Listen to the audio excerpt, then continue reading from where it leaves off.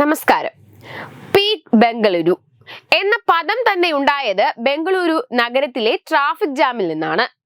10 kilometre സഞ്ചരിക്കാൻ പലപ്പോഴും 6-7 മണിക്കൂർ ട്രാഫിക് ജാമിൽ പെട്ട് കിടക്കേണ്ടി വരുന്നതിനെ കുറിച്ച് സമൂഹ മാധ്യമങ്ങളിൽ നിരന്തരം വീഡിയോകൾ വരാറുണ്ട്.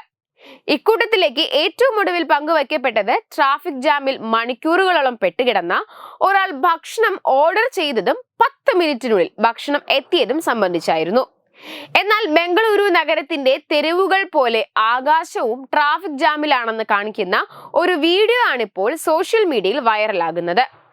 കർണാടക പോർട്ട്ഫോളിയോ എന്ന എക്സ് അക്കൗണ്ടിൽ നിന്നും വീഡിയോ പങ്കുവച്ചുകൊണ്ട് ഇങ്ങനെ കുറിച്ചു: റോഡ് ഗതാഗത കുരുക്കിന് പേരുകേട്ടതാണ് ബംഗളൂരു. ഇന്ന് ബംഗളൂരു വിമാനത്താവളത്തിലെ റൺവേയിൽ പോലും സമാന അവസ്ഥയാണ്.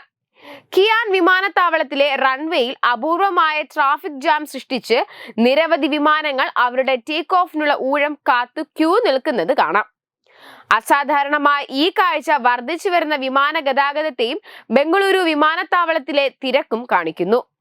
ഇത് നഗരത്തിന്റെ പെട്ടെന്നുള്ള വളർച്ചയും ഒരു പ്രധാന യാത്രാ കേന്ദ്രമെന്ന അതിന്റെ സ്ഥാനത്തെയും കാണിക്കുന്നു.